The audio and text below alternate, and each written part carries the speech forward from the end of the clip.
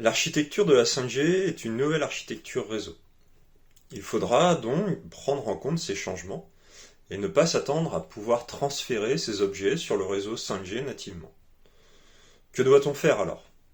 Eh bien, prévoir en amont la transition pour tous vos modèles économiques. La question donc qu'on doit se poser dès maintenant est: quelle direction ai-je envie de prendre sur mes objets connectés? Et surtout, quels besoins vais-je en avoir? Les technologies existantes répondent peut-être déjà à bon nombre de vos cas d'usage. Par contre, il apparaît important de s'interroger sur la pérennité des objets étant sur les technologies 2G, 3G et potentiellement 4G.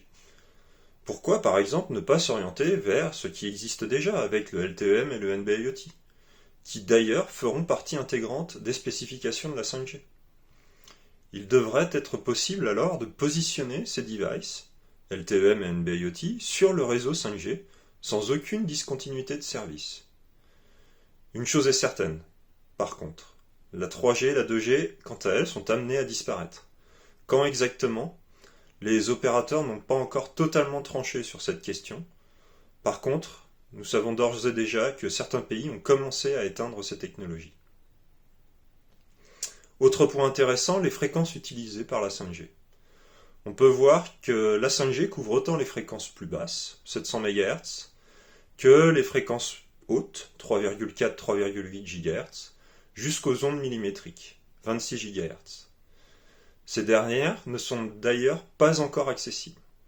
Quant aux fréquences 3,4, 3,8, ce sont elles qui ont été dernièrement achetées par les opérateurs auprès de l'ARCEP. On pourra donc couvrir bon nombre de cas d'usage différents, grâce à ce spectre bien étendu. Usage outdoor par exemple, et longue distance, comme les hotspots à fort débit et faible latente avec les ondes millimétriques.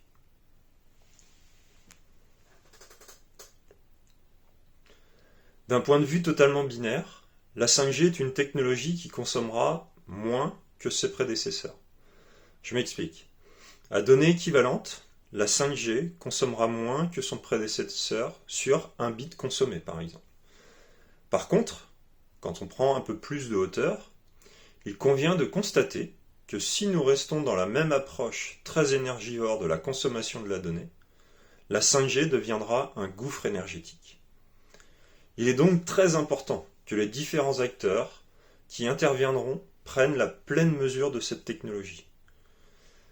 J'aime à comparer souvent les technologies radio aux voitures. Nous avons entre les mains des voitures qui peuvent rouler très vite, au-delà des 200 km/h.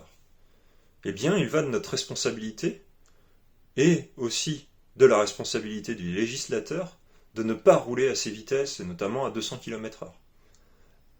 Donc l'approche sur la 5G doit être prévue avec aussi des objectifs clairs sur les thématiques de l'économie d'énergie. En effet, la 5G est conçue pour y répondre nativement, si les bonnes pratiques sont respectées. Quand on jette un œil aux exigences de base de la spécification, on y voit notamment apparaître l'aspect économie d'énergie, qui fait donc partie des piliers de la 5G.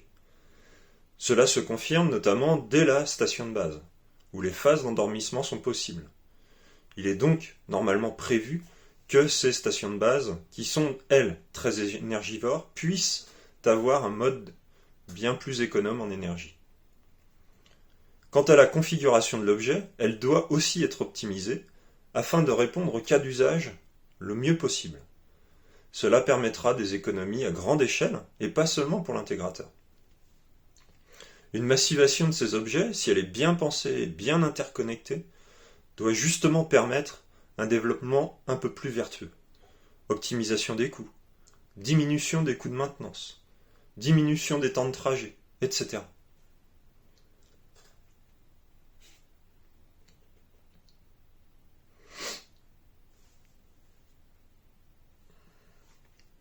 Avec la 5G, nous allons fatalement être confrontés à des débats de ce genre. Est-ce que la 5G et la Wi-Fi 6 ne s'entremêlent pas, ne s'entrechoquent pas? Eh bien, nous, de notre point de vue, chez Smile, on prend plutôt le parti inverse, c'est-à-dire en nous demandant comment ces différentes technologies peuvent s'architecturer entre elles. Au final, le besoin doit guider le choix de la technologie, et non l'inverse. Nous allons donc être confrontés à des besoins qui auront à la fois une nécessité de porter la 5G et ou la Wi-Fi 6.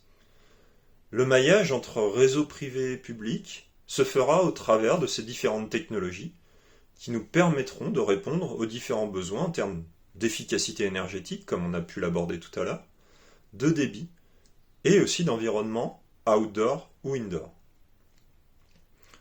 Comme vous pouvez le voir, il sera possible de mettre en place des réseaux privés 5G, permettant notamment de répondre à des fortes contraintes de sécurité de la donnée pour les entreprises ou les clients qui souhaitent avoir une mainmise sur cette sécurité de la donnée. Ces réseaux pourront notamment être totalement indépendants du réseau public ou alors s'intégrer dans ce même réseau public. Tout dépendra du modèle choisi et de l'interopérabilité souhaitée ainsi que du modèle économique visé. Nous aurons aussi besoin d'amener de l'intelligence au plus près de nos équipements et se passer au maximum de la puissance de calcul dans le cloud. Tous ces échanges ont un coût, et plus on est proche de l'objet, plus les performances s'en ressentent. La 5G, notamment, doit permettre de débarquer l'intelligence dans les stations de base, ce qu'on appelle notamment du edge computing, et non plus au niveau de l'Internet. On pourra notamment aller de plus en plus vers l'intelligence artificielle, qui est très gourmande en CPU, etc. On se rapproche des cas d'usage, donc présentés par Christophe auparavant, et qui montrent la diversité des cas d'usage et architecture en fonction des besoins et des cibles visées.